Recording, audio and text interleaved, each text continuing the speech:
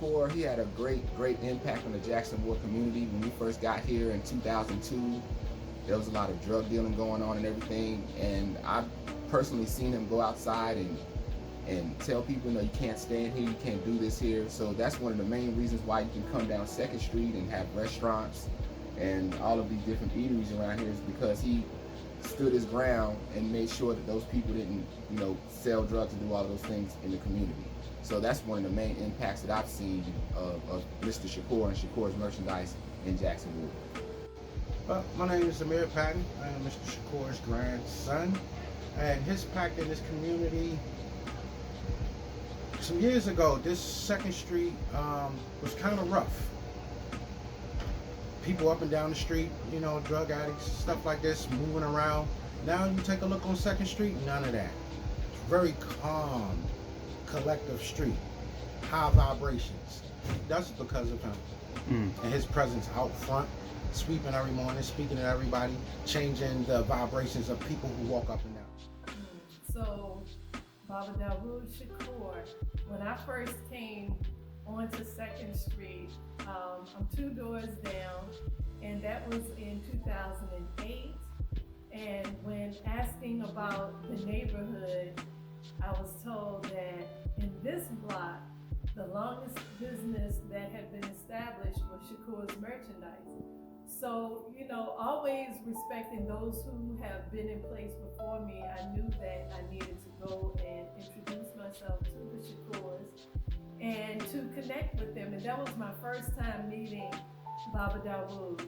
And if you've ever met him, one thing that stands out is his gentle nature. He has a very even tone, a very kind disposition, but at the same time, very strong. And that strength would remind me, I guess you could say, of maybe roots dug into the ground, roots that mean that something is stable. And I look at Shakoor's merchandise as the root of this block of 2nd Street. And the foundation of that was Baba Dawood and Mama Mahasin.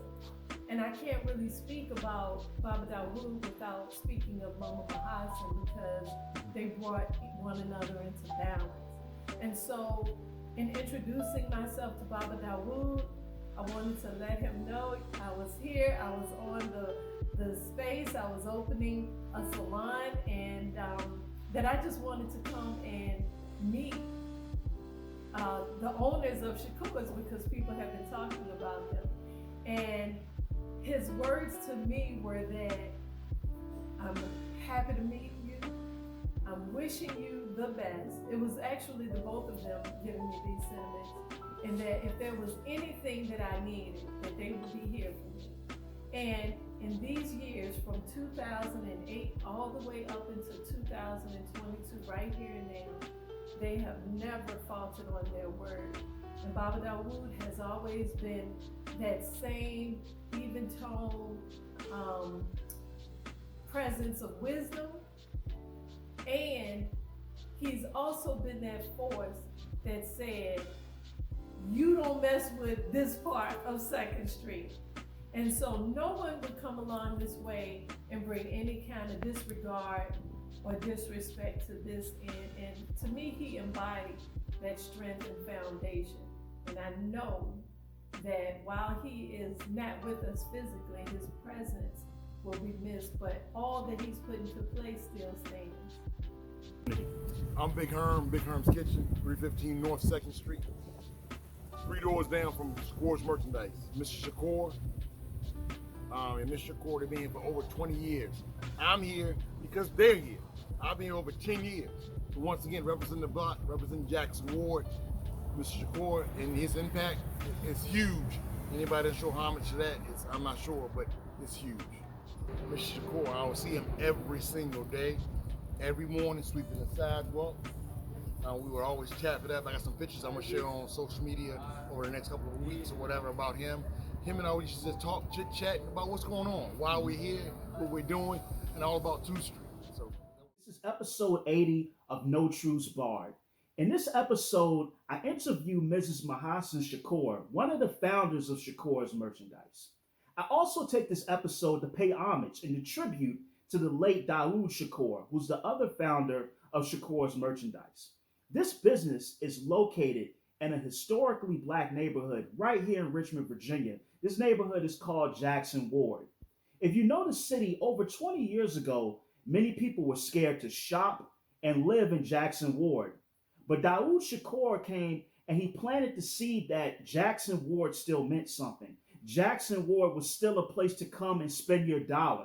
And he really paved the way for all of these businesses, all of these apartment buildings, all of these other contractors to come in and be able to start a business or to live or to build an apartment complex in Jackson Ward. All of this is owed to Daoud Shakoor and Shakoor's Merchandise. Check out this episode and make sure you go and check out Shakoor's Merchandise and follow them on Instagram at Shakoor's Merchandise. Enjoy this episode. Take care and peace. Peace. My name is Hoyke Timmons. I'm the host of the No Truths Barred podcast.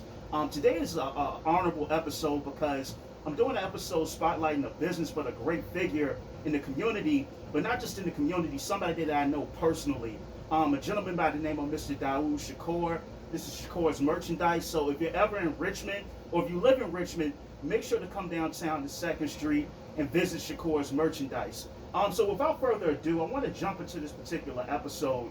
And I have the lovely, the wise, the powerful Miss Mahasin Shakoor. How you doing today? Thank you. Thank you. Thank you for the accolades. I don't deserve it, but thank you. I'm happy to be here and speak on behalf of my wonderful husband, Daoud Shakoor. Yes. And I want to hop in. So this is an episode not just to interview Mr. Shakoor, but we're going to honor Mr. Daoud Shakoor.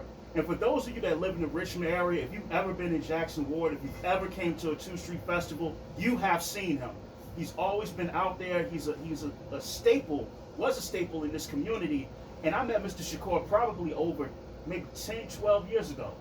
And every time I encountered him, he was always a person that was a beacon of wisdom. He was always a person that can give you guidance. He was always a person that embodied a lot of the things that we want to see in our black men out here. He embodied that. And not only did he embody it, because a lot of people talk the talk, he really walked that lifestyle.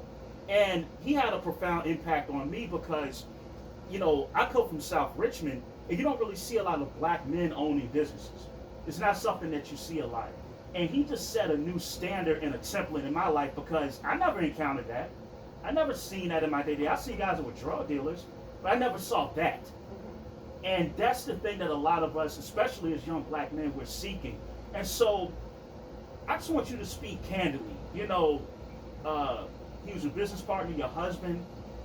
He was a wonderful man. That's Yes. all I can say. And he should be a role model for some of these young people, but they have to know about him. That's why I'm trying to really put his character out there and his courage. And we worked so well together. You know, it was never, okay, let's get a store. You want to get a store? Okay, because you're selling on the street. Well, you know, let's elevate this. Let's get a building. Let's get a store. And God blessed us to do these things because we wanted to help the community, not to just be self-employed, which is what we should be trying to do. He wanted to help the community, and I as well. We were on the same page with that.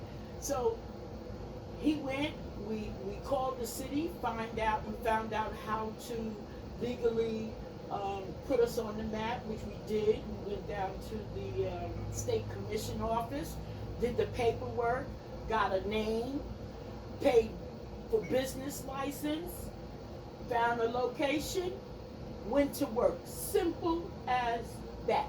But the hard part is when you go that route, you're gonna have to have a partner. We were partners. We worked together. This template of starting a business may not work for everybody. You may not have the same dynamics we had. But our dynamics were, we're gonna watch each other's back, we're gonna go into business, and we're gonna trust each other. That's everything. have to have trust between partners, whether it's family or friends. There has to be trust, because if there's no trust, you're always worried about, well, I wonder if they came and took money out the cash. You know, it becomes a problem. You know, so you have to trust. Sometimes at the end of the week, my husband will say, okay, let's put this in the bank. I'm here there. I didn't even count it. Whatever he gave me, I knew was right. I mean, that's the kind of trust we have. Yeah. So having a business is more than just doing the paperwork. The paperwork is nothing. And you got to have some start money. You have to have seed money. Yeah. And which is, we couldn't get seed money. We couldn't get anything from anybody. I took classes for business, and they're supposed to give you a business loan. Never realized any of that. So we said, okay, you're going to do this, and I'm going to do that. And that's what we did, and that's how we purchased this condo. So I want to ask you this, and I want you to take us and the people that will view this back.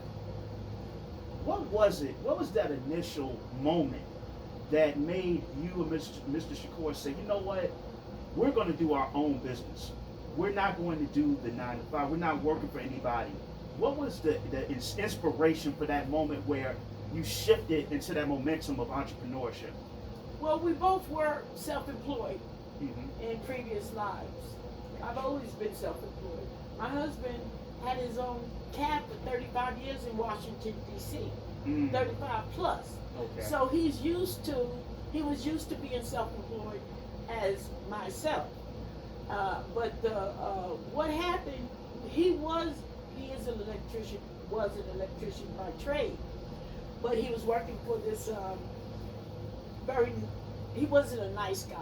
So my husband said, I can't do it. I can't do it. I said, well, you know, we had products, we had oils, and he says, why don't you sell it? So he sat right up in front of City Hall and started selling his products.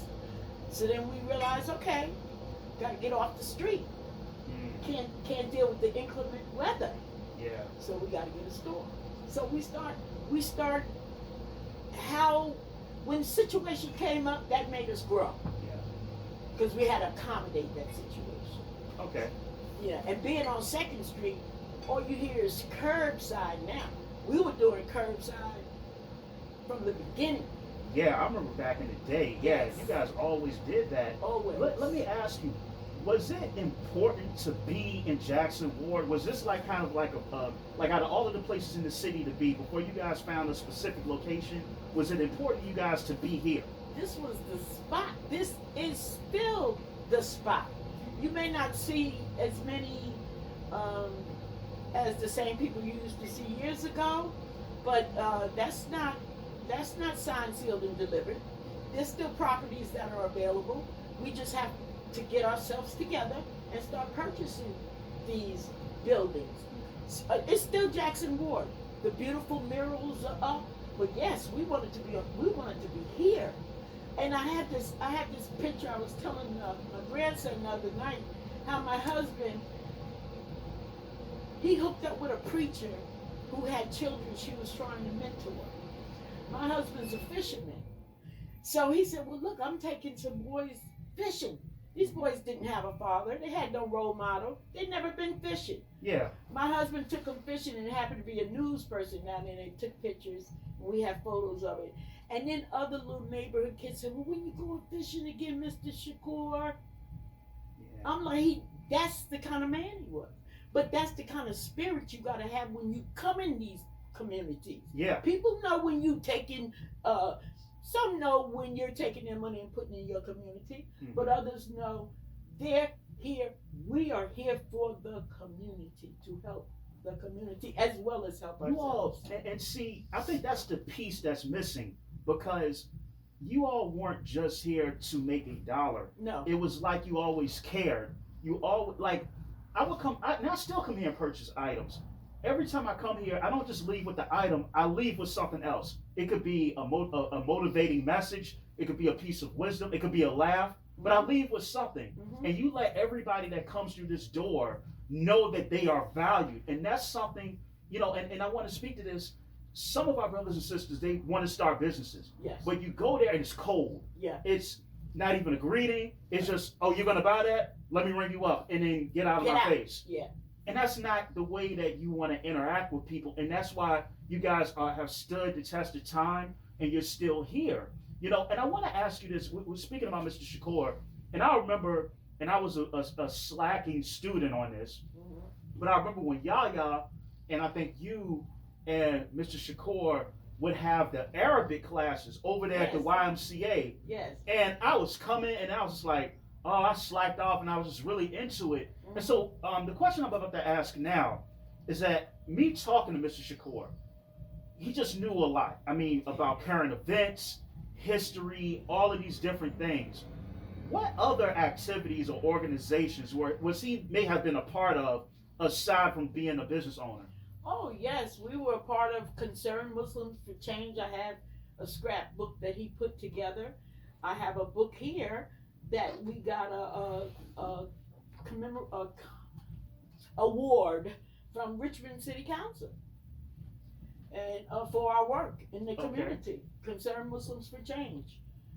They gave us an award. We got an award from the police department for being good stewards in the community. We had police officers coming here all the time, and they would say, all nationalities, they would say, this is the only place I don't have to watch my back.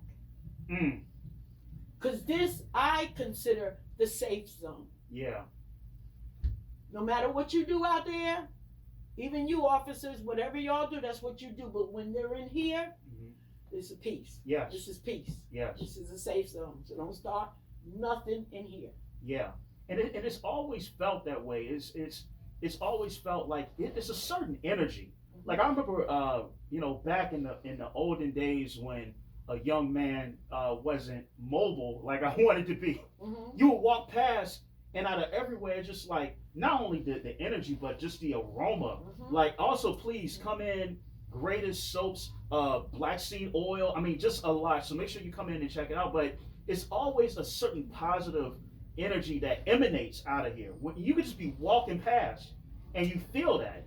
You know, my brother came here. My brother like works crazy hours, but the times he's came here, he's like, it's just like a good spot to be in. So I want to ask you on a different note. You see a lot of younger people. Everybody wants to be an entrepreneur now. That's something everyone wants to do. You talked about earlier startup capital, that seed money. But what are some of the other hard aspects of entrepreneurship that you personally experience that you feel that a lot of people may not know about when entering that specific journey? Well, you could do, it depends on how long your money is. We didn't have any money. We didn't have any start money, seed money. We didn't have nothing. But I worked while he was on the street, and I took care of the bills while he was building up the business. Yeah. Same thing when we got here. I said, well, we agreed to keep it going. You just take care of that till I build the store up. But in my mind, I said, okay, I can do that because when I get ready to leave this job, I have a job to go to. Yeah. So I wasn't stressed, and it really made my job easier because I know this is temporary. They don't know it, but this is temporary for me. Yeah. So that's how it worked. I was really helping the business to grow, but at the same time, I was preparing my future. Yeah, yeah. I was preparing my future. So that's just the nuts and bolts of what we did. We put our monies together. One person, in this situation, one person had to take care of this, and the other person take care of that. But to really start, we was just putting our monies together, purchasing, and then, when we got to the point where we got to get on the books, and that's what we did. But we started from grassroots. Yeah. Just selling bags of incense, selling oils. Every job I had, I always had my oil business. Some jobs I made my money selling oils and incense than I did on the job. Yeah. Be walking around, me and my husband both, hey, all people, what y'all got? So it's like, we had trust. Yeah. I don't know what your situation is gonna be, but you have to deal with someone with trust. Yeah. So that's how we did it, because we couldn't get any money, Mm-hmm. you know. So, but now God has blessed us to purchase this. Yes. Yes. Got the building, Yeah. this condo. Indeed. So, all right. A lot of times when we think about creatives, we think about art and music, but I consider business owners creatives because you have to think of really innovative, creative ways to market yourself. So, how did you? And this might be a weird question, but when you looked at, okay, this is the business, and these are ideas I want to implement. What ways? How did you come up with different ideas? How did you study your market and say, okay, we're going to do this and present maybe a product in this manner? What were your ways of generating new ideas to push the business ahead? Well, you have to look in the community and see what's needed, Mm-hmm. and then you have to look at yourself, because I've always been full figured. I've lost some weight, as from people that know me, they know I was heavier. I'm still heavy, but I always know that I can't shop in Lane Bryant's. I can't shop in these places because those clothes are just big size for little women. Mm-hmm. So and I said, I can't wear that. So I said, well, we got to get some dresses here for full size women to wear.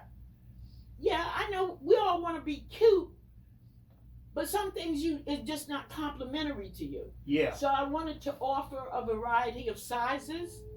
I mean, we even have an 8X dashiki Okay. for anyone who needs an 8X. So we wanted to provide cultural things, because you don't see cultural stores, So we wanted to offer the community different things so they can ask questions, Mm-hmm. natural products. So we just wanted to bring goodness to the community, Yes.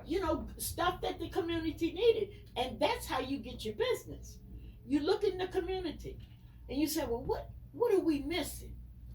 What don't we have that everybody else has? And then if you like to do that, that's what you go after. Yeah. But you have to accommodate the community. Mm. We don't need liquor stores on every. This has got to stop. Yeah. I mean, it's so obvious what you're doing to us. So we got to put goodness back in the community. We don't want a liquor store on every corner. Mm-hmm. So we don't need it. We have these food deserts here. It's just so much. it's crazy. You drive up and down, Jefferson Davis. You go over there, or Richmond Highway, what it's called now, right? No groceries. No grocery grocery stores. And the stores. one grocery store they had, which was kind of in a lower income area, was Jean's Supermarket. That's closed. Mm-hmm. So all of those people, you either got to catch the bus way out Forest Hill, or you got to go way out Chesterfield to Food Lion. Whereas when you go in the West End, where different demographics of people live, they walk, boom, boom, boom, walk around the That's corner. it. There's a grocery store. Yes. It's a Publix here. It's a Kroger here. And like you said, and a lot of times, it's about finding a need. I'm glad you pointed that out, because it's something is so practical. But if you look at it that way, not only can you make an impact in your community, but you can also make money in your community as well. That's right. So it's like super important. Mm-hmm. I want to ask you this. What is your? I have this question and one more, and before we close out, what is your ultimate vision? Like 10 years from now, where do you see Shakoor's merchandise? I see franchise Shakoor's merchandise. Mhm. I would love to franchise it. I know I can't bottle good customer service, and I can't bottle good energy, but I would like to see this type of store everywhere. I would love to have franchises, a few in Richmond, all over, Mm-hmm. because we offer knowledge, books, some books that you just can't go buy because they're not Yeah. going to carry it. Mm-hmm. So, I would love to see this template expand. Yes. I want it to expand. Someone asked me, are you going to close the store? I'm you crazy. Why would I close the store? This is what me and my husband built. Yeah. I'm going to keep this store going, and I hope the children and grandchildren come in and expand it and take it further. Yeah. I want my husband's name to live on. And when you think of him, think of a good man. Yes. Because he was. Yes. He was a good man. He took care of me. Yes. He took care of me, and not necessarily money-wise, but keeping me stable. He kept me together. He kept me organized. We were the dynamic duo. Yes. And I'm gonna miss him so much. But I carry his spirit. I carry his spirit. So we're looking to grow. Yeah. We're looking to grow because I want to employ more people Hey. from the community. Yeah. That's what I want to do. We need to start taking care of our communities. Yeah. And the only people that's going to do that for us is us. I'm not knocking nobody, no race, nothing. I just know that no one has or ever has had any time for us. Yes. So it's time for us to have time Mm. for Listen, I just want to like reiterate, you know, it's, you know, I know I'm just a guy that comes in, I'm a customer from here, you know, but Mr. Shakoor, I'm always going to miss like when I come in, hey, Hoy, how you doing? Yeah. Like, yeah, it was Yeah. like, hey, Hoy. Yeah. That's, you know, you do that, Yeah. you know, I come in and, you know, just sometimes in the summer, he'll just be outside the door and, you know, I'll see him and I chop it up and, you know, y'all might be in the back or something. And, you know, the thing that I take away from Mr. Shakoor, just being a profound brother, being a community leader, being just a good person. Because a lot of times we get caught up in fame and notoriety, but what's rare in this world is people with good hearts. That's the rare thing. Can I please tell the story? Yes, please. When I came to work for the store, my husband had started some little things. So the homeless people, I don't know how it started, but they would come here and he would allow them to heat their food up in our microwave. Oh. The only thing is they couldn't bring pork. As long as they didn't bring pork, he would let them heat their food up. And I thought that was so nice. I thought that was so wonderful. Because sometimes the homeless people would get a can of this or a can of something, or something cold out of the garbage or something. And here he is, you can heat it up. Wow. Just don't bring anything offensive to him. Yes. And that's the kind of man he was. But I want his grandson to say something more on a personal note, if you don't mind, before Yeah, we sure. close the Yeah. podcast. Amir, let me get it. Okay.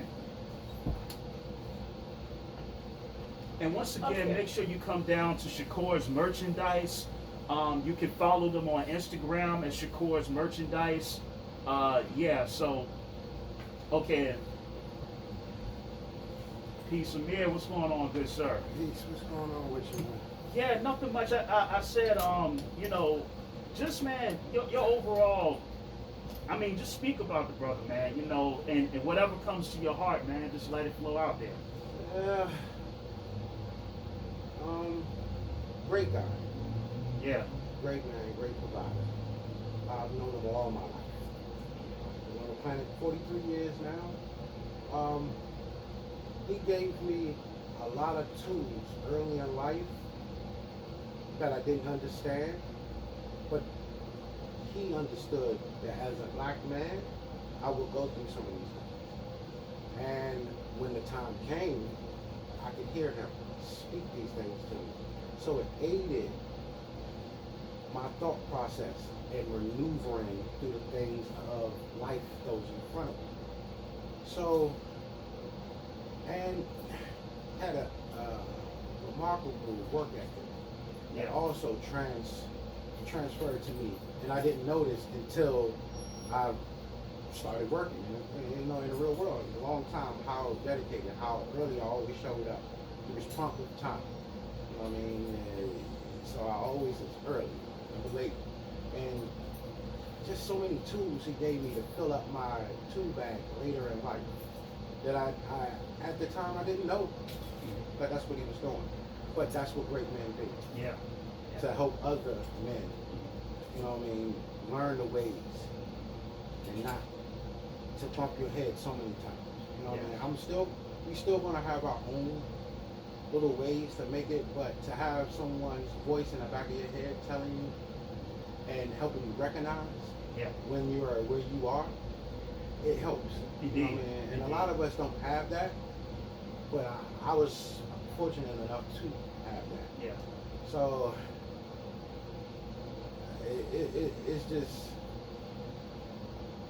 it's just amazing, you know. And that's something that he always said. He was like, you might have to work for somebody for a while. The end goal is to have your own business. There it is. And he told me that ever since I was little. Being on jobs with him, being the master electrician that he was, learning all these little things as before I was even double digits. You know what I mean? I didn't understand the craft or how important it was to have a trade. Yeah. Another thing that he kept pumping to me, I'm like, well, trades are something that a job that will never go out of style. We forever building. So that's a guaranteed job. Even if everything else fails, you know how to build something. Always have a job. Yeah. So I didn't catch on to that until I went to job corps. You know, and I became a carpenter. And he also said, once you get that trade, that's something that knowledge is something no one can take from you. And you will forever have a job because you can go into business for yourself. And like, I mean, he's telling me this at 12, all the way up to 12 to 16, pumping me with these things, and that's at that bridge point in life that, hey, I don't want to hear all of that because it's over my head. It's too far down the line. Yeah. But that's what elders do. Yeah. And being a young person, you don't think that far down the line. Maybe the week or the weekend, you know what I mean? But he's thinking my future.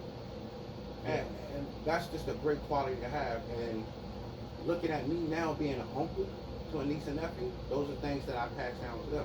Same spill. So it's coming full circle. Great information keeps circling. Indeed. Bad information fizzles out. Yeah. Because the masses can't hold it. It's bad information.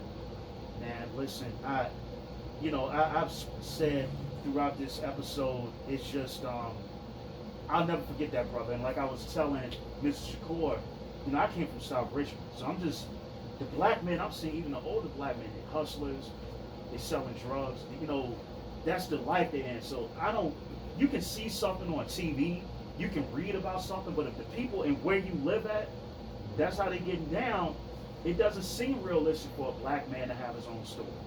Because especially, I'm talking about when I was younger.